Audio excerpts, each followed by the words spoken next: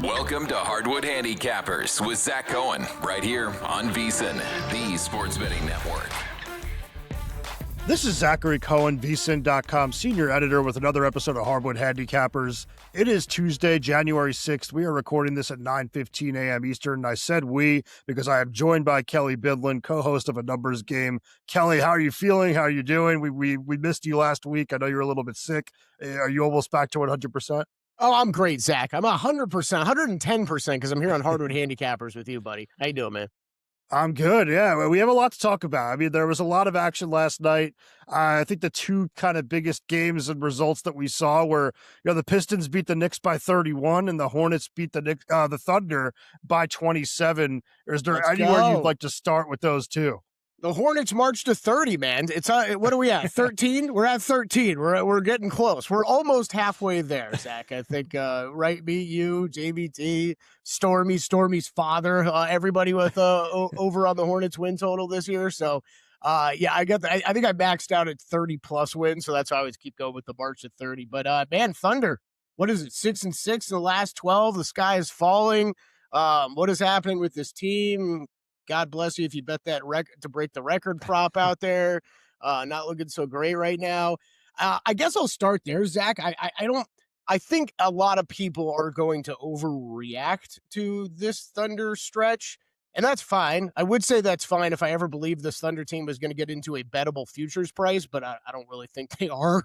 I was targeting this time for the Thunder to take a big lead in the West and the Nuggets to lose games, and then I could grab a Nuggets Western Conference ticket. That is not working right now, as the Nuggets are winning games somehow without Jokic, and the Thunder are losing these games. So I'll start there. I think Zach Lowe had a great point on his podcast too, just about some of the shooting numbers with the Thunder, just like during that hot stretch that they were in, they were shooting lights out from three. And it's just 3-point regression. We talk about this stuff all the time. There's a reason why I think this is one of the best case in points. We're talking over 40% to start the season.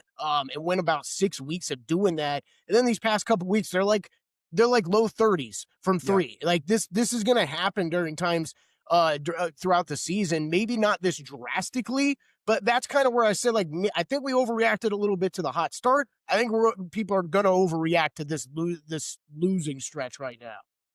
Yeah, I think I'm still just exactly where I was before the season, where it's like OKC is the favorite for me.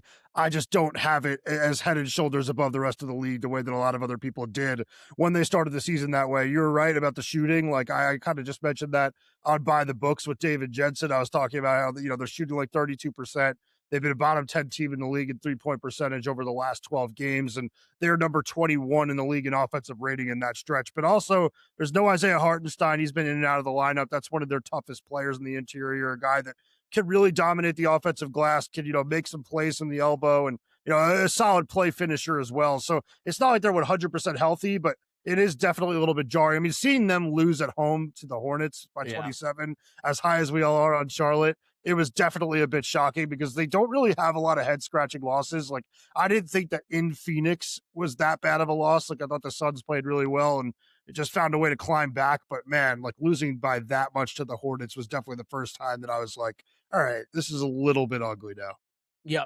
Yeah, no, I'm completely with you. I'm interested to see what maybe the next week looks like, right? Because if they pick up another loss or two, you know what the talk's going to be like on a lot of the shows around there, a lot of our shows even, right? It's going to be, this Thunder team, it's flawed. And I think I'm going to be pump the brakes guy at that time. So, yeah, I think the Thunder will be, I guess, put it in a day-to-day betting perspective, they will be a team I have circled for kind of look to bet on spots going forward. I just think the shooting will bounce back at some point. I think they will, free throw rate will pick back up. I know they've slacked in that a little bit too. SGA's MVP prices dropped. It was like minus 400 now, dropping a little bit there.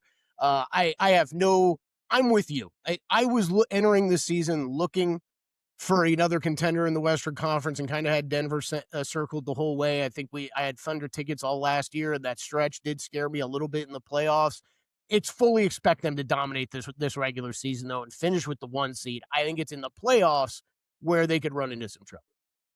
Yep, and I did actually take Denver plus 850 to win the title like 3 days or 4 days before Jokic when it got injured, so my timing That's was beautiful. perfect there, but Yeah. I still think that that's going to be the team. I think that we've just kind of seen those depth pieces they brought in look really good, and I think that Murray has looked like as good as ever, so that was something I was a little bit worried about with them, with, his health being kind of a question mark over the last few years, but looks very healthy. What about the other game? Any thoughts on what we saw between the Pistons and the Knicks?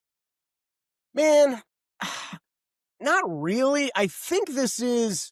I mean, look, we could talk about the Eastern Conference as a whole, right? And it's just, I don't know what to make of almost any of these teams, right? Are they good? Are they misleading good? Are they bad? I think there's a lot of those questions in the East with the top teams. I think the Knicks are the best team in the conference still, Zach, but like we knew entering this year that this whole conference was pretty weak, and the Knicks and Cavs, I think they still are, to me, the two top teams. I think we're going to see the Cavs bounce back here a little bit, and I don't think it's a shock to see the Knicks drop a few games. Just happens during the course of the season. I don't really have any long-term concerns for them, but I guess I was maybe, NBA Cup time, they made me some good money, but even then, it felt like they were just running a little hot and playing better than what we had seen this group play like before. So I don't know. This all kind of makes sense to me. I don't think any huge shocker. I would say more of a credit to Detroit, who just continues to impress this season. Yeah, that's where I was going with it. I'm not really worried about New York. Like, they've been playing without Josh Hart. That is an important piece for them. I think with the Pistons, though, we've seen some really impressive playoff wins from them now, where this is a game where I think the Knicks wanted it. I mean, they had lost 3 straight games. Like, they can't afford to just keep sliding. So it's not like they went out there and didn't show any effort, but Detroit, won that game convincingly. They had the win in Boston a couple weeks ago that I thought was really impressive. And I just think that this team continues to kind of exceed my expectations. I think that they maybe are still a move away. Like, I keep saying that, if they could upgrade Tobias Harris and, turn that into a really good starter somehow, which they definitely have the assets to do it, I think that they could definitely make a run in the Eastern Conference, but I still think that they're a little bit short. Yeah, I think they are too, but man, as far as I don't think they're dropping out of the top 3 in the East. Just because how good the defense has been, right? I mean, you got the second best defensive rating in the NBA over the course of the season. It's just, I think that's going to keep them winning games here steadily. We talk about shooting regression with some of these other teams, man. If you can defend like the Pistons can, I don't think you're going to drop off too much at any point. So yeah, I think I'm kind of with you. If we're expecting this team to make a push in the playoffs, I think they're a move on the offensive side of the ball away. Another creator, another scorer. Another shooter out there. Although I'm a little bit higher on Jaden Ivey the most, so I don't know. If they don't do anything massive, I'm not going to be shocked if the Pistons are there at the end of the day. Yeah, I like Ivy too. I just would like to see them just kind of give him, the runway to make some mistakes and play 30 minutes if his body can take it, and just at the expense of losing some regular season games just to get him ready for the postseason. I know that's something they should be looking into. The Knicks are kind of doing that right now. I feel like they're playing a lot of different rotation pieces and just kind of seeing who can give them what. And I know they're losing a few games because of it now, but I think that's important for them in the long run to see who can give them some big playoff minutes. So that's something that I've been interested in. But last thing I wanted to mention before we get into tonight's games, and we'll go quick through those, but what are your thoughts on this Trae Young thing? It seems like it is pretty close to a deal happening between Trae Young, between the Atlanta Hawks and the Washington Wizards that would seemingly send Trae Young to Washington for CJ McCollum, and it might be the Hawks having to give up draft capital to do that. Do you have any thoughts on that trade specifically? And do you have any other teams that you think could benefit from adding Trae Young? Man, it's pretty mind blowing. We've gotten to this point. I'm still struggling to wrap my head around it, Zach. To be completely honest, I get why. Atlanta's looking to move him, right? We've seen what the numbers have been with him, without him. Just from a record standpoint, 2-8 with Trae Young. Without him, they're 15-12. That was heading into last night. 15-12 without him. Points per game, we see about the same. And then it's the big thing is the defensive side of the ball, right? It's a much better defensive team without Trae Young. I get Atlanta trying to make these moves. I get that we're in the world of a second apron and the salary cap makes it extremely difficult to kind of make direct moves or even, a move that sets up another one. I don't know if I'm sold on McCollum being on this team, and does he get flipped? Do they let him just play out the rest of the season? Then he's walking in the offseason. I guess that's that's right. He's on an expiring, right, Zach? So that's Yep. that's the target. I mean, I guess that's the idea. I mean, I guess at this point, yeah, you probably just need to rip off the Band-Aid and move Trae because that locker room cannot be very friendly right now. But does a trade for CJ McCollum overly excite me as a guy holding Atlanta Hawks tickets? No, not really. Yeah, it really doesn't mean much in the short term. It's like it's pretty much Atlanta in a way, like clicking the reset button. I mean, they're not going to be completely resetting because like they have their young core there already with Jalen Johnson and those guys. But it is, they'd be letting McCollum and Kristaps Porzingis, I believe, come off the books. Free up like $70 million of cap space, and then probably draft Young's replacement in what is a loaded draft. So that is really the way I see it. I was interested in seeing if there'd be another team that kind of gets in the mix here, like maybe the Bucks try to like come in and swoop in and steal them for like a little bit cheaper, but I don't know if that works. And I also don't know that Young is a huge upgrade over Ryan Rollins for what, Milwaukee needs. So it's just a weird situation. I'm with you. Like, I don't know how it got to this point, but I do not think that the Hawks are as good without Young as other people seem to think they are. And I think that they're going to make this move, and they're probably going to be a much worse team the rest of the season. So I'm with you, Zach. Or the way I keep spinning it is, like, okay, I just talked about it with Detroit. If you elevate the defense, do I think this team over the course of a regular season can look good in the aggregate? Yeah, I think they can. I think we can sit at the end of the season and say, hey, they've got a average offense and they've got a top 10 defense. They could cause some problems in the playoffs. But you get in the playoffs, you need a creator as good as Trae Young, right? You need a guy who's going to be able to take that shot. And I think that becomes a question then with this Atlanta offense. And is CJ McCollum the guy? He's good. I'm with you, though. And I feel like me and you are kind of been on an island. And I'm like, I don't think when you're talking about what I would think the goal of this season is, that you think you're a real team in a weak Eastern Conference. I don't know if you're setting up your roster for the best success in the playoffs this way. I think you're setting up your roster for the best success long term, a year from now, right? 2 years from now, like you just talked about with everybody that, the expiring contracts that are going to be gone off the books, what they'll be able to do in off season's great.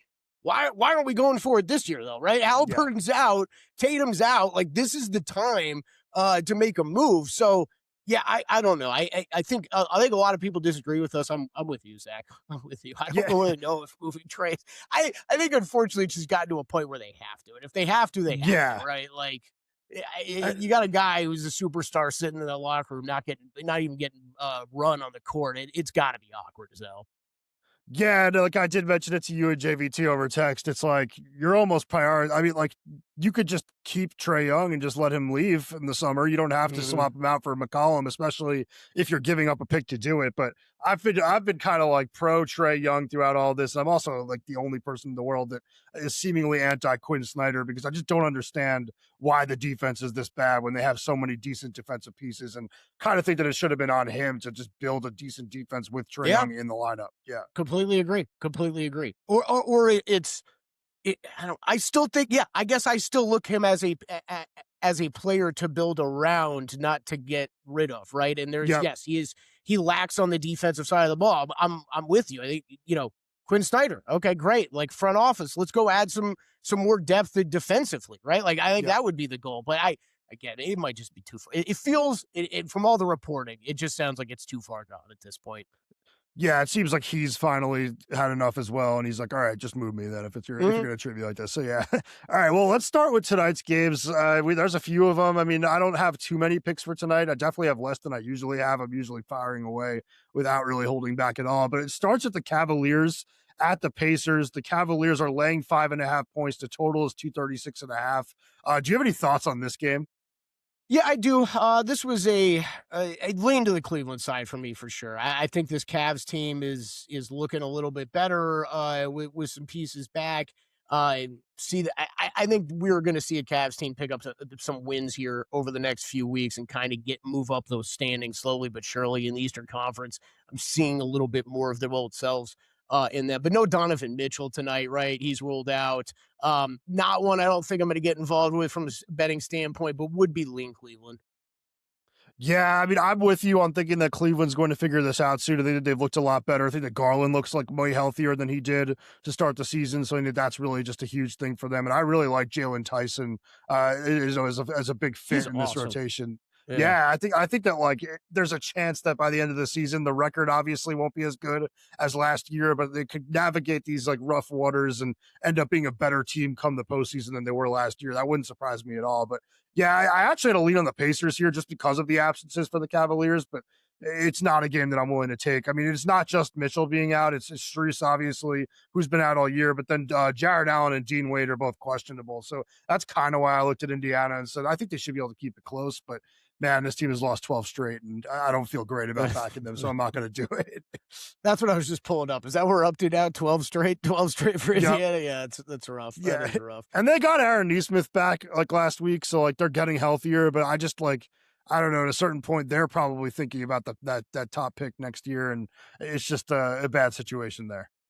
Yeah, they should be. I mean, look, these were the questions, right? In the offseason, it was how was Indiana, how are Boston going to look without these stars, and how are they going to treat the year? And I think you're seeing two vastly different ways of how that's going down and how teams are approaching that. All right, well, let's move on to a game that I know that we both have picks in. It's the Magic at the Wizards. This is a game where the Magic are laying 7.5. The total is 234.5. Game tips at 7 p.m. Eastern. What's your pick for this game?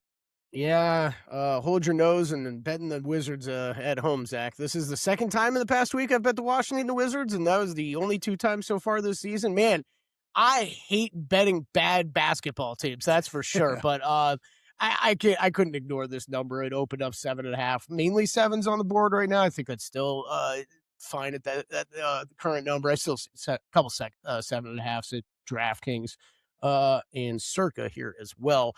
Since December 12th, the Washington Wizards 6-6 straight up, and 8-4 ATS over that span, minus 3.6 net rating outside of garbage time minutes. That's 23rd in the NBA. I know that doesn't sound good, people, but that's pretty good for the Washington Wizards. Okay, they usually are in like the bottom 3 or 5 all season long. Look, 20th offense, 20th defense. There's nothing special here, but Orlando has not been playing great either, and they've got injury issues, right? We've talked about Franz being out, Jalen Suggs just keeps getting re-injured. It looks like every other day. They're 5-6 over that same time with a worse net rating than the Washington Wizards, and worse on both offensively and defensively. 22nd defensive rating over that time span. That's really bad for Orlando. I think we're seeing some bad play out of them right now. I think they'll be there in this conversation at the end of the season, like we've talked about with some of these other teams, Zach. But man, they're just going through some injuries right now, and they're going to have to. They still haven't gotten a lot of time with Banchero and Franz together. And I think it's going to take until that point where we really start to see what this Magic team is, unfortunately, which, could be a while. Orlando 4-12 ATS in their last 16. They're 1-7 ATS their last 8 road games. So I haven't been playing great on the road either. So yeah, like the Wizards tonight, I took the 7.5 with them. Yeah, I think I'd be with you on Washington if I were taking a side in this game. And yeah, the Magic need to get healthy, not just for like now. They need like a good 2 months of having Banchero and Franz together, figuring things out, how this team is going to look before the postseason, if they're going to achieve their goals. Like, I think that on paper, they look like a team that could definitely win the Eastern Conference. It's just they're going to need to kind of build some chemistry and just figure this all out. And Suggs, yeah, I don't know why he just can't stay on the court. Maybe it's a good thing that the NBA is banning his choker headband. Maybe he needs better blood circulation or something. But the play I made in this game, it's related to Suggs being out, is Anthony Black over 29.5 points, rebounds, and assists at minus 125. In the last 7 games that he's played without Suggs, he's averaging 25.3 points, 5.1 assists, and 4.9 rebounds per game. That's 35.3 points, rebounds, and assists. He's gone over in 6 of those 7 games. And this Wizards team, they have been a little bit better lately, but they have not been very reliable defending at the rim. They don't defend a 3-point line very well, at least from where Black likes to shoot, which is above the break threes, not corners. And I do think that, that Black as a pick and roll ball handler is just going to have his way with this Wizards defense. So I think he's going to have a really strong offensive performance. I think he'll chip in some rebounds, and he's just a player that I think has really stepped up this year. I don't quite think he's a most improved player, like front runner or favorite, because I just think that, a lot of it has to do with, Suggs being out and just providing him with a huge runway. And I just don't know that he's going to continue to put those numbers up when Suggs is back out there, but he has been really, really good and definitely kind of changes the long-term outlook of this team because he's only 21 years old. Yeah, co-sign that. I was a little interested to see the dip in his 6 man of the year price. I think that's the market that he's more live in.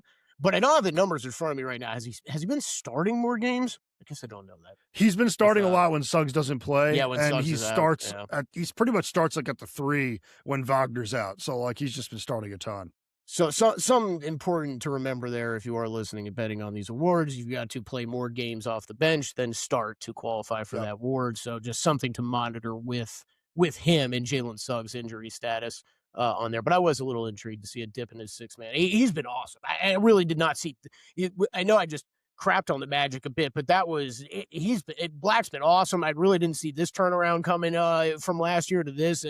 You brought up most improved. He has been, in my opinion, one of the more importantly improved guys over the season. What he actually adds to the team, the successful team overall. So yeah, I like that play tonight. All right. Well, before we move into the next game, headed to the new year with a smarter betting strategy powered by VSiN Pro. Join VSiN Pro and get instant access to everything you need to make informed bets every single day. Sign up now and get daily best bets from VSiN hosts and guests, real-time DraftKings and Circa betting splits, AI-powered prop tools and matchup analysis, 24/7 video and full show replays on the VSiN Watch app, plus expert picks and prop data throughout the NFL and college football playoffs. Get started today for just $9.99 or save 50% with an annual plan. Start betting smarter today at vsin.com/subscribe. That's vsin.com/subscribe. All right. Well, the next game that we should talk about is the Spurs at the Grizzlies. The Spurs are laying 5.5 here. The total is 238.5. I don't have anything in this one, but I was tempted to lay the 5.5 with the Spurs just because I do think that some of the absences on the Memphis side, with the Zach Edey one being the biggest against a team that could have Victor Wembanyama back tonight, that is kind of the difference maker for me. Do you have anything here? No, I do not. And look, sometimes if you're betting the NBA every day, like Zach and I are, this is a game that you either scratch off or you circle to come back to later. Because you pull up the injury report, it's Victor Wembanyama with a questionable tag and it's Ja Morant with a questionable tag. This point spread will swing massively depending on who goes and who doesn't go. I think the current number kind of indicates that we expect Wemby back in this game tonight. That's what I'm reading into it. Zach, so I think it would just be playing the injury game later here. If one of these guys gets ruled in, the other out, I would be interested in either side if I could beat the number move. Yeah, if I could get a 5.5 and I know that Wemby's playing, I'd feel really good about that, or even 6, just because, like I said, like no Edey, that's like one of the better defensive players in the league this year. If you still look at, dunks and threes, he's still leading the league, and I think defensive EPM, I think, and just not having that size against Wemby is going to really hurt. And Memphis is 1-6, both straight up and against the spread as a home underdog this year. Also 0-6, both straight up and against the spread against teams with winning records at home. So they have not been good against strong competition. And I could see this game being ugly, especially just kind of with the depth that the Spurs have against kind of these weird substitution patterns that Tumas Isolo has. There's some opportunities there where San Antonio can definitely pull away a little bit. Yep. I'm with you there. Don't hate that. All right, well, let's move on to the Heat at the Timberwolves. Minnesota's laying 6.5 here. Total's 238.5. It does look like Tyler Hero is going to be back for Miami tonight. He's questionable. That is an upgrade on his status over the last couple games. And Jaime Jaquez is joining him as questionable, but it does look like there's a pretty good chance that the Heat will either be at full strength or very, very close to it. Do you have any leads or anything here?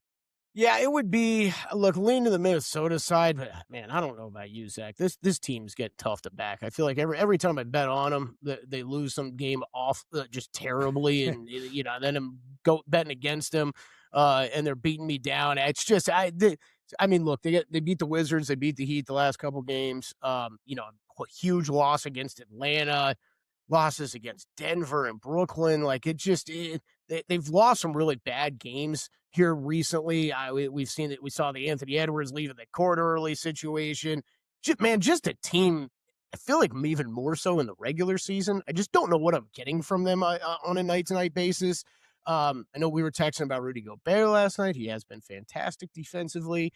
It would be lean that side. But these are two teams. These are two teams that I don't trust. I just don't trust right now. I think, you and I have talked about it before. I think his Heat offense, they've admitted it, has gotten figured out a little bit. And man, when you've got guys like Norman Powell that are saying that out loud, like that scares the bejesus out of me. So it would be Minnesota or nothing here, but it's going to be a big pass for me. Yeah, the offense is kind of like is really weird with the Heat right now. I mean, I actually thought that the under in this game looked pretty enticing because it's 238.5 at DK right now.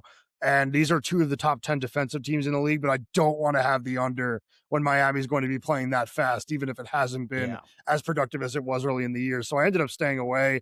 I'm interested in seeing what the Heat look like over the next couple of weeks. Like, I still think that they're a team that's going to try to get in on a trade in some way. Like, I think that if they'll be poking around on Giannis, even though it's going to be very difficult for them to get him. But man, yeah, it started off so well with that offense, and it's just really come down, crashing down to earth. I mean, even with the offensive efficiency being a little bit worse to start the year than I think the people thought it was, it's now just looking, very, very pedestrian. Hopefully Hero can kind of give them a little bit of juice, but I'm with you on the Timberwolves. Never know what to make of them. And I had Minnesota like as the second leg of a money line parlay against Brooklyn the night that they hosted them like last week, and they ended up losing that game outright. So I'm with you. I just don't know what to make of that team. They're a team that they should, in my opinion, and I feel like I've felt like this for a couple years now, so it tracks, but it's like I just expect more from them a little bit. I want to see Anthony Edwards take that next step into kind of superstardom. I mean, it's like he's right on the edge.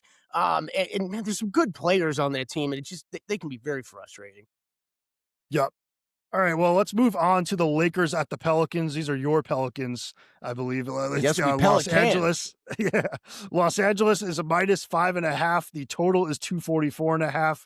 I actually have a play on the Pelicans plus 5.5 in this game. I just kind of don't trust this Lakers defense right now. I think that New Orleans is pretty talented offensively, pretty well coached offensively now with James Borrego in there. And I just kind of, it's really just a matter of the Lakers not being able to get any stops. I think that they won those back-to-back games against the Grizzlies, but now you're on the road. JJ Redick is 10-15-1 against the spread with LA as a road favorite. And the Pelicans have been pretty good at home under Borrego. They're also 4-0 against the spread under Borrego when facing teams with winning percentages between 60 and 70%. Like it. My numbers would say bet the Pelicans, but I'm not going to. How many have they lost in a row now? 7 in a row. Yeah, they've been cold. Yeah, this is a little rough. I think, the one that I immediately looked at in this game was the over, but like even this Pelicans offense has been kind of struggling a little bit here. So, man, I don't know. I did consider this. I actually considered Lakers side a little here. My numbers say Pelicans. I think this is going to be a soft landing spot for the Lakers. Like you said, it picked up 2 wins against Memphis. That one of those I had a bet on the Grizzlies against. I went down on. Fairly impressive considering how many problems we've been talking about with the Lakers. The defense is still bad. 28th defensive rating over the past since December 12th. It's real rough. I might end up on the over here. Pretty strong lean to the over. Yeah, I think part of my thinking is that it looks like Herb Jones will be back. I mean, that's, a decent player to throw on Luka and just to kind of bother him all game. Like, I don't think you can really stop Luka. Like, he's going to get his shots in this game, especially against the bad Pelicans defense. But just having somebody like that to just bother him definitely is big in a game where I think the stops are going to be very difficult to come by. Yeah, you know what, Zach? At some point, and I've done this with Justin Herbert in the NFL, so I might as well take the time to do this with the New Orleans Pelicans players. There is, for a long time, us NBA hardos it was all about, okay, like this Herb Jones guy, Trey Murphy, like these guys are going to be really good on the Pelicans. Like, and then it became last year, right? It was like, all right, it's time to start thinking beyond Zion. How do we build around these guys? At a certain point, we got to start holding these guys accountable too, right? You've been like supposed to be the future now for 3 years. When the hell is that going to happen? Herb Jones, Trey Murphy, especially. Me and you have spoken glowingly about these guys over the past couple years, and it's. Man, at a certain point, the wins have to start to come. You can't just kind of let Zion take all the blame, and you guys are supposed to be those next guys up, and it's just still loss after loss after loss for this franchise. And when you pull up a roster, it looks really good. And then you pull up what their numbers are, and they continue to suck year after year. It really is frustrating because, I've for years I've been a believer in these guys in this roster, and it's at a certain point you got to start holding them accountable. Yeah, like theoretically, those two guys together should make up one of the best wing duos in the entire NBA. They should, It just hasn't happened. And, putting them next to Zion and Derek Queen, like that's very exciting for the future, but you really need strong guard play with those guys. And I think it's just asking too much of Fears early in his career. And I think, Jordan Poole doesn't make that any better. Maybe it'll look all better when DeJounte Murray comes back. I just don't know that I see it. So, I mean, like we keep naming guys, right? Like McCollum was there. Like it's just Jose Alvarado. Like it doesn't matter who's back there, right? Like we can still say this. Ugh. Yeah. They need it's going to look different by the time that Fears and Queen are like winning games in New Orleans. It'll look very different, I think. All right, well, let's move on to the final game of the night. It's the Mavericks at the Kings. This one tips at 11 p.m. Eastern, very late. I hope you're not staying up to watch Mavs Kings. No. but it is the Mavericks laying 5.5. The total is 232.5. And I do have a player prop in this game. So I'm hoping not to have to watch it for long, but I might have it on in the background as I try to fall asleep. Do you have any thoughts on this one? Not really, Zach. This was early look at Dallas and what this number has moved, right? I think I missed the boat on that one on the opener. But that's where I was looking early, but I'm going to pass this game. I have not gotten involved with her. Yeah, it opens like 4.5. We're out to 5.5 now. I haven't gotten involved with many games with either of these teams, honestly, this year. I think Dallas, between the injuries and kind of Cooper Flagg's development and stuff, has just been a team I've kind of respectfully staying away from as they've kind of continuously trying to figure stuff out, it feels like. And then Sacramento's just been so bad. It's just trying to figure out how bad are they on a night-to-night basis. But they're getting some of their guys back at least, right? You got Levine back in the lineup now, DeRozan back in there, or in there still. Look, a little bit of trepidation there, a little bit of concern, but man, it's just a big pass in this game for me. Yeah, I had nothing for the sides and totals. I don't trust either one of these teams, but I do have Naji Marshall to go over 12.5 points at minus 118. That's something that I've been going to a lot over the last 3-4 weeks.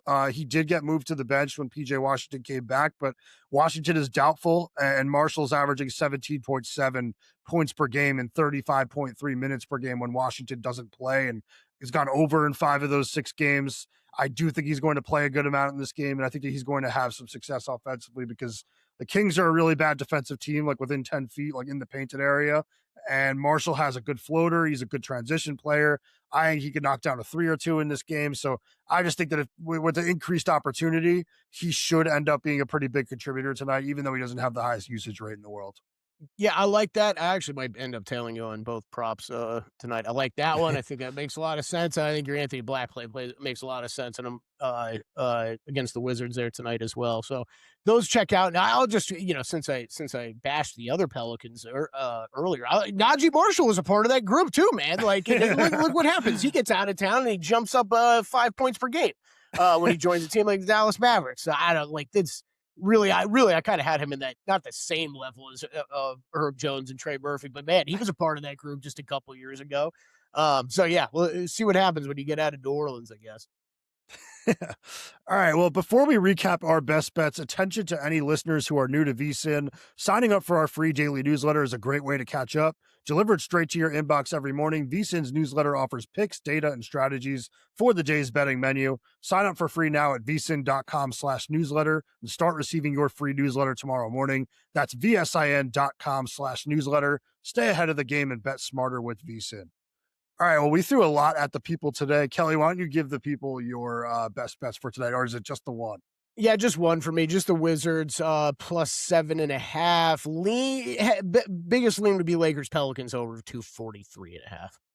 Okay. All right. And then I have just a 3 tonight of Anthony Black over 29.5 PRA at minus 125 versus the Wizards. I have the Pelicans plus 5.5 at minus 114 versus the Lakers. I put that up last night, so I actually get a bad number on that. But and then the final one is Naji Marshall over 12.5 points at minus 118 versus the Kings. Not as much as usual, but still a decent amount for tonight. And hopefully we end up winning a few of them, and we'll be back tomorrow with another episode of Harvard Handicappers.